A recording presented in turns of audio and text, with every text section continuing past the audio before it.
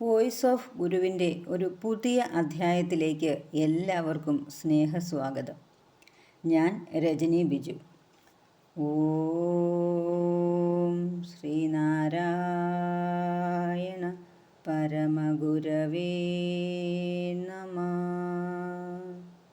ഓം ശ്രീ ശാരദാംബായേ നമഃ. ആചാര്യപാദങ്ങളിൽ പ്രണാമം. ഭഗവാന്റെ അമൃതവാണികൾ കേട്ട് സുഹൃത്തികളാകുവാൻ ഭാഗ്യം ലഭിച്ച എല്ലാ ഗുരുഭക്തർക്കും എൻ്റെ വിനീത നമസ്കാരം. കുടുംബ ബന്ധങ്ങളിലെ ഇഴയടുപ്പം വർദ്ധിപ്പിച്ച് ഗുരുഭക്തിയും വിശ്വാസവും ഉണർന്ന് കുടുംബം ശ്രേയസ്സും പ്രേയസ്സും നേടാനും തങ്ങൾക്കു ചുറ്റും ഈ സമൂഹത്തിൽ യഥാർത്ഥത്തിൽ എന്താണ് സംഭവിക്കുന്നതെന്ന് തിരിച്ചറിഞ്ഞ് സ്വയം ജാഗ്രത ഉറപ്പാക്കാനും നല്ല ചിന്തകൾ കൊണ്ട് ജീവിതം ധന്യമാക്കാനും ഗുരുസാഗരം മാസിക ഒരു ഉത്തമ വഴികാട്ടിയാണ്. ആത്മീയമായ ജ്ഞാനവും ശരിയായ ചരിത്ര അവബോധവും ലഭിക്കാൻ ഗുരുസാഗരം മാസിക വായിക്കാം, വരിക്കാരാകാം. ഈ ചാനൽ നിങ്ങൾക്ക് ഇഷ്ടപ്പെടുന്നു എന്നറിയുന്നതിൽ സന്തോഷമുണ്ട്, നന്ദിയുണ്ട്. സബ്സ്ക്രൈബ് ചെയ്യാതെയാണ് നിങ്ങളിത് കാണുന്നതെങ്കിൽ തീർച്ചയായും സബ്സ്ക്രൈബ് ചെയ്യുക. ലൈക്ക് ചെയ്യാനും ഷെയർ ചെയ്യാനും മറക്കരുത്. മുൻ എപ്പിസോഡുകൾ കാണാത്തവർക്കായി അതിൻ്റെയൊക്കെ ലിങ്ക് ഡിസ്ക്രിപ്ഷൻ ബോക്സിൽ കൊടുത്തിട്ടുണ്ട്. എല്ലാവരും അത് കേൾക്കുക. സംഘടനാബോധത്തോടെ ഈ ഭക്തി കൂട്ടായ്മയിൽ പങ്കുചേർന്ന് ഗുരുസാഗരം എന്ന ഈ വലിയ സ്നേഹക്കൂട്ടിലേക്ക് അംഗങ്ങളാകുവാൻ എല്ലാവരെയും ഹൃദയപൂർവ്വം ക്ഷണിച്ചുകൊണ്ട് ഇന്നത്തെ വായനയുടെ വിഷയങ്ങൾ എന്തൊക്കെയാണ് എന്ന് നോക്കാം. ഗുരുസാഗരം ആധ്യാത്മിക കുടുംബ മാസികയുടെ ചീഫ് എഡിറ്ററും ശ്രീനാരായണ ഗുരു വിദ്യാപീഠം ആചാര്യനുമായിരിക്കുന്ന ശ്രീ സജീവ് കൃഷ്ണൻ സാർ എഴുതിയ 2021 ഫെബ്രുവരി ലക്കം എഡിറ്റോറിയൽ, സച്ചിന്ത എന്നിവയാണ് ഇന്നിവിടെ അവതരിപ്പിക്കുന്നത്. ആദ്യം എഡിറ്റോറിയൽ നോക്കാം. ധർമ്മയുദ്ധമല്ല അശ്വമേധം. വാൽമീകി രാമായണത്തിൽ 2 യുദ്ധങ്ങൾ വിവരിക്കുന്നുണ്ട്. ഒന്ന് രാമരാവണ യുദ്ധം. അധർമ്മത്തെ ജയിക്കാൻ ധർമ്മപാലനത്തിൻ്റെ പ്രജാപതി നയിച്ച ജനകീയ യുദ്ധമായിരുന്നു അത്. എളിയവരിൽ എളിയവനായ ഒരു അണ്ണാൻ കുഞ്ഞിനു പോലും തൻ്റേതായ സംഭാവന നൽകാൻ കഴിഞ്ഞ മഹായുദ്ധം. മൂളിക്കുരങ്ങന്മാർ തോളോട് തോൾ ചേർന്ന് വലിയ സാമ്രാജ്യത്തെ കടപുഴക്കിയിട്ട യുദ്ധം. ഒന്നോർത്താൽ മഹായുദ്ധങ്ങളും മഹാസംരംഭങ്ങളും ഒന്നുപോലെയാണ്. ധർമ്മയുദ്ധത്തിൽ അധർമ്മിയോട് ഏറ്റുമുട്ടണം, മഹാസംരംഭങ്ങളിൽ പ്രതിസന്ധികളോടും. എങ്കിലും അത് കാലഘട്ടത്തിൻ്റെ അനിവാര്യതയായതിനാൽ പ്രകൃതി പോലും കനിവോടെ കൂടെ നിൽക്കും. അവിടെ വിജയം ധർമ്മത്തിൻ്റേതു മാത്രമായിരിക്കും, നേട്ടം സത്യലാഭവും. എന്നാൽ രാമൻ രാജസിംഹാസനത്തിലേറിയിട്ട് ഭാര്യയെ ഉപേക്ഷിച്ച് സാമ്രാജ്യത്തിൻ്റെ വിസ്തൃതി വർദ്ധിപ്പിക്കാൻ നടത്തുന്ന യുദ്ധമാണ് ഉത്തര രാമായണത്തിലെ അശ്വമേധം. അത് തനിക്കു ചുറ്റിനും ആശ്രിതരാകുന്ന സാമന്തരെ ഉണ്ടാക്കാനും എതിർക്കുന്നവരെ ഇല്ലാതാക്കാനും വേണ്ടി നടത്തിയതാണ്. അത് ധർമ്മയുദ്ധമല്ല, അഹന്തയുടെ പാരമ്യതയാണ്.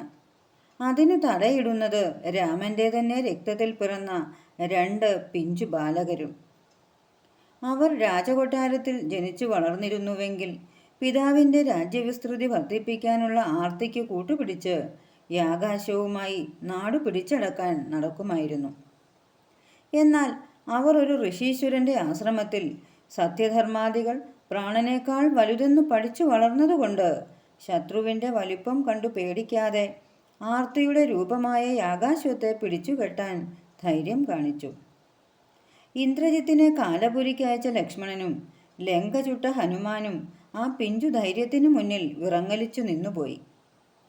രാമായണത്തെ ഇതിഹാസമാക്കുന്നത് കഥാഗതിയുടെ ഈ ഘട്ടമാണ്. ഋഷിത്വം എന്നാൽ അറിവിൻ്റെ സ്വരൂപമാണ്. അതിൻ്റെ പിൻബലത്തിൽ വളരുന്നവർക്ക് അധർമ്മിയുടെ ശക്തിയെ നോക്കി നെടുവീർപ്പിട്ട് നിൽക്കാൻ കഴിയില്ല. അധർമ്മി എത്രത്തോളം വലിയവനെങ്കിലും അവർ അവൻ്റെ അഹന്തയെ പിടിച്ചു കെട്ടുക തന്നെ ചെയ്യും. മഹാഭാരതത്തിൽ കൃഷ്ണൻ നയിക്കുന്ന ധർമ്മയുദ്ധമാണ് മഹായുദ്ധം. എന്നാൽ അതിൻ്റെ അന്ത്യത്തിൽ അതേ കൃഷ്ണൻ്റെ അഹന്താസ്വരൂപികളായ വംശം തമ്മിൽ തല്ലി ഒടുങ്ങുന്നുണ്ട്. യുദ്ധമല്ല, അധർമ്മികളുടെ സർവനാശത്തിനായി നടക്കുന്ന തമ്മിൽ പോരാണത്. നമുക്ക് ചുറ്റിനും ഇന്ന് ധാരാളം മല്ലയുദ്ധങ്ങളും തന്ത്രയുദ്ധങ്ങളും കുതികാൽവെട്ടുമൊക്കെ വിവിധ പക്ഷം ചേർന്ന് നടക്കുന്നുണ്ട്. അറിഞ്ഞോ അറിയാതെയോ നാം ഓരോരുത്തരും അതിലേതെങ്കിലും പക്ഷക്കാരുമാണ്. എന്നാൽ ഇവയെയെല്ലാം വിവേചിച്ചു നോക്കിയാൽ സർവനാശത്തിലേക്കുള്ള അവസാന യുദ്ധമായി കാണാം. ഇപ്പോൾ നടക്കുന്നതൊക്കെയും ഉണ്ണാത്തവനു വേണ്ടി ആഹാരം ഉറപ്പാക്കുന്ന പോരാട്ടങ്ങളല്ല. ഉണ്ടു നിറഞ്ഞവർ കയ്യൂക്കുകൊണ്ട് മറ്റുള്ളവരെ കവർന്ന് കൂട്ടിവയ്ക്കാൻ തമ്മിൽ നടത്തുന്ന പോരുകളാണ്. അത് രാഷ്ട്രീയത്തിലും മതത്തിലും സമുദായങ്ങളിലും നടന്നുകൊണ്ടിരിക്കുകയാണ്. മോഷ്ടാക്കളുടെ പ്രത്യേകത എന്തെന്നാൽ മോഷണം പൂർണ്ണമാകും വരെ അവർ ചങ്കും കരളും പോലെ യോജിച്ചു നിൽക്കും. മോഷണം മുതൽ പങ്കുവയ്ക്കുന്ന വേളയിൽ ഇതേ ചങ്കും കരളും പരസ്പരം കാർന്നു തിന്നാൻ മത്സരിക്കും. ലോകത്തെ സകല യുദ്ധങ്ങളും വംശീയ പോരാട്ടങ്ങളും രാഷ്ട്രീയ നാടകങ്ങളും സൂക്ഷ്മമായ ഋഷിത്വ ബുദ്ധിയെ ധ്യാനിച്ചുകൊണ്ട് നിരീക്ഷിച്ചാൽ മുതലാളിത്ത വികാസത്തിൻ്റെ പരകോടിയിൽ സംഭവിക്കുന്ന ഒരു വിസ്ഫോടനത്തിൻ്റെ ലക്ഷണങ്ങളാണ് കാണുന്നത്. എതിർക്കുമ്പോഴും കൂടുതൽ ഗുണത്തിനായി ഒന്നിക്കാനുള്ള അന്തർധാര മുതലാളിത്തത്തിനുണ്ട്. ഒന്നിക്കുമ്പോഴും കൂടുതൽ ഗുണത്തിനായി എതിർക്കാനുള്ള ത്വരയും അവർക്കിടയിലുണ്ടാകും. ലോകരാജ്യങ്ങൾ ജനക്ഷേമത്തിന് ഉപയോഗിക്കേണ്ട കോടികൾ മുടക്കി ആയുധങ്ങൾ വാങ്ങിക്കൂട്ടുന്നതും അധികാരം നിലനിർത്താൻ വിവിധ രാഷ്ട്രീയ പക്ഷങ്ങൾ ചെറിയ പഞ്ചായത്തുകളിൽ വരെ പോരടിക്കുന്നത് പോലും ആ മുതലാളിത്ത കച്ചവടത്വരയുടെ ഭാഗമാണ്. വിവേകികൾ നയിക്കണം, വിവേകികൾ ഭരിക്കണം, ജനം വിവേകത്തിലേക്ക് നയിക്കപ്പെടണം എന്നതാണ് നവോത്ഥാനത്തിന് ശ്രീനാരായണ ഗുരു നൽകിയ ലക്ഷ്യബോധം. എന്നാൽ മുതലാളിമാർ ഭരിക്കുന്ന, മുതലാളിത്തം നയിക്കുന്ന, അവർ മുതൽ മുടക്കി ജനത്തെ അടിമകളാക്കുന്ന സമൂഹക്രമമാണ് ഇന്ന് സംജാതമായിരിക്കുന്നത്. പണ്ട് കേരളത്തിൽ ജാതിക്കെതിരെ പോരാടാൻ ഒരു നേതൃത്വം വേണമെന്ന് ആഗ്രഹിച്ച ഡോക്ടർ പൽപ്പുവിന് സ്വാമി വിവേകാനന്ദൻ ചൂണ്ടിക്കാണിച്ച വഴി ഋഷിത്വത്തെ ആശ്രയിക്കാനാണ്. എന്നാൽ അതേ ഋഷിത്വത്തെ ആശ്രയിച്ച് പൽപ്പുവും കുമാരനാശാനും അയ്യപ്പനും ടി.കെ. മാധവനും എണ്ണിയാൽ ഒടുങ്ങാത്ത ഗുരുഭക്തരും ചേർന്നുയർത്തിയ ധർമ്മസമര പ്രസ്ഥാനങ്ങൾ പോലും ഇന്ന് മുതലാളിത്തത്തിൻ്റെ കൈകളിലായി. ലോകരാജ്യങ്ങളെ ഭരിക്കുന്നത് മുതലാളിത്തത്തിൻ്റെ എക്സിക്യൂട്ടീവുകളാണെങ്കിൽ പിന്നെ ധർമ്മപ്രസ്ഥാനങ്ങൾക്കും മുതലാളിത്ത നേതൃത്വം സംഭവിച്ചു കൂടാതാകുമോ? അധർമ്മത്തെ ഇല്ലാതാക്കിയാൽ മുതലാളിത്തം തകരും. മുതലാളിത്തം തകർക്കാൻ ശേഷിയുള്ള ധർമ്മസംഘടനകളെ സൂത്രത്തിൽ കയ്യിലാക്കി ഭരിക്കുകയാണ് മുതലാളിമാരുടെ നവയുഗതന്ത്രം. അത് ലോകത്തെ കമ്മ്യൂണിസ്റ്റ് വിപ്ലവങ്ങൾക്ക് ശേഷം മുതലാളിത്തം തേടിക്കണ്ടെത്തിയ അനുഭവ പാഠമാണ്.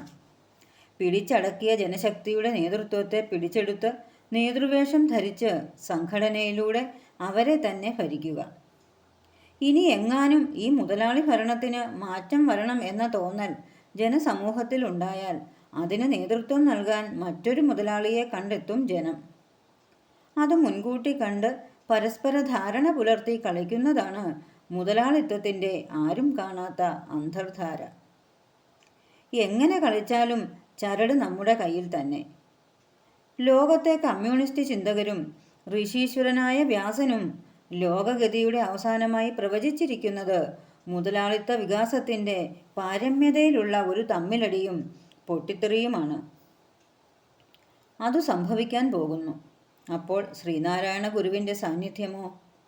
ഈ കൗരവസഭയിലും ഗുരുവിൻ്റെ സ്നേഹദൂത് നടന്നുകൊണ്ടിരിക്കുന്നു. സർവം വിടുന്നവനെ വിശദാന്ത രംഗത്തിലേക്ക് കൂട്ടിക്കൊണ്ടുപോകുന്ന ആ മഹാസാന്നിധ്യം ഉണർന്നു തന്നെ നിൽക്കുകയാണ്. അവസാന രക്ഷപ്പെടലിന് യോഗ്യരായവരെ തേടി മോശയുടെ പേടകം പോലെ ഗുരുവിൻ്റെ ആവിവൻ തോണി കാത്തുകിടക്കുന്നു.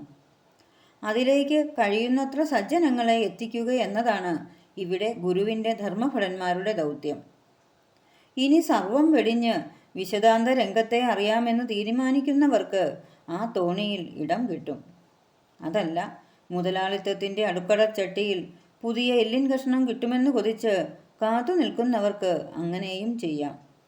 ശിവശതകത്തിൽ ഭഗവാൻ മൊഴിയുന്നത് പോലെ തലയിൽ വിധിച്ചത് സമ്മതമായി വരുമെന്നേ അവരോട് പറയാനുള്ളൂ. ഇതോടെ എഡിറ്റോറിയൽ പൂർണ്ണമാകുന്നു. ഗുരുസാഗരം മാസിക 1 വർഷത്തേക്ക് തപാലിൽ ലഭിക്കാൻ 600 രൂപ അടച്ചാൽ മതിയാകും. 60 രൂപ അടച്ചാൽ സിംഗിൾ കോപ്പിയും ലഭിക്കുന്നതാണ്. ക്യാഷ് അടയ്ക്കേണ്ട ഗൂഗിൾ പേ നമ്പർ 80 78 18 88 58, ശേഷം 62 82 31 92 94 എന്ന നമ്പറിലേക്ക് അഡ്രസ്സും അയച്ചു തരിക. ഗുരുസാഗരം മാസികയുടെ 7ാം പിറന്നാളിനോടനുബന്ധിച്ച് മാസിക ഡിജിറ്റൽ ആവുകയാണ്. ഇനി ഈ ലോകത്ത് എവിടെയിരുന്നും നല്ല വായന ആസ്വദിക്കാം. അടുത്തത് സത്ചിന്തയാണ്. വായനക്കാരുടെ ചോദ്യങ്ങളും അതിന് ആചാര്യൻ നൽകുന്ന മറുപടിയുമാണ് ഈ പംക്തിയിൽ അവതരിപ്പിക്കുന്നത്. ഗുരുവിനെ അറിയുന്നത് എങ്ങനെയാണ്?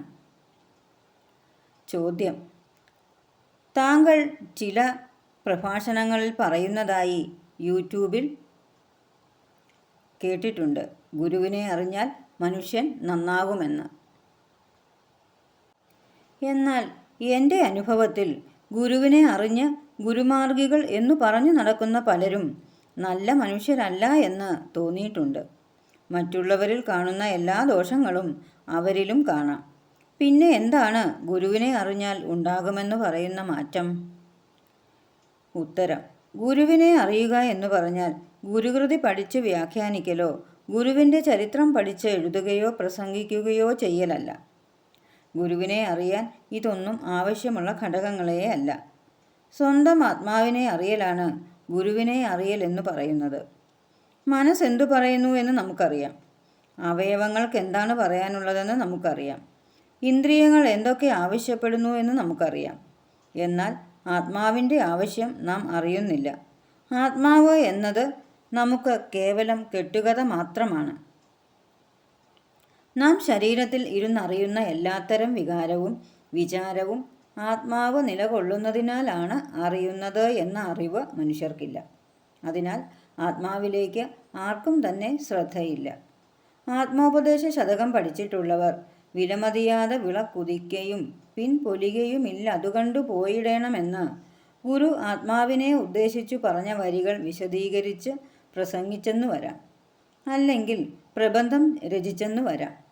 എന്നാൽ ഈ പറയുന്ന ആത്മാവ് തൻ്റെ ഉള്ളിൽ സർവം സാക്ഷിയായി നിൽക്കുന്നു എന്ന ബോധം പ്രവർത്തിക്കണമെന്നില്ല. അങ്ങനെ പ്രവർത്തിക്കുന്നവരാണ് ഗുരുവിനെ അറിയുന്നവർ. അല്ലാത്തവർക്ക് ഈ തരം ആത്മീയ അറിവുകൾ പണം, പേര്, പ്രശസ്തി എന്നിവയ്ക്കുള്ള മാർഗങ്ങൾ മാത്രമാകും. അവരെ കണ്ടിട്ട് ഗുരുചിന്ത വിട്ടുകളയരുത്. ആത്മാവിനെ ഗുരുവായി അറിയുക. ഗുരു സാക്ഷാൽ പരംബ്രഹ്മ എന്നല്ലേ പറയുന്നത്? ആ പരംബ്രഹ്മം നമ്മുടെ ഉള്ളിൽ ആത്മാവായി കുടികൊള്ളുന്നു. ആത്മാവ് പറയുന്നത് കേൾക്കാൻ കഴിഞ്ഞാൽ നാം ഗുരുവിനെ അറിയുന്നുവെന്ന് സാരം. ഇതോടെ ഇന്നത്തെ വായന പൂർണ്ണമാകുന്നു. തുടർന്നും നിങ്ങളുടെ വിലയേറിയ നിർദ്ദേശങ്ങളും അഭിപ്രായങ്ങളും ഞങ്ങളെ അറിയിക്കുക.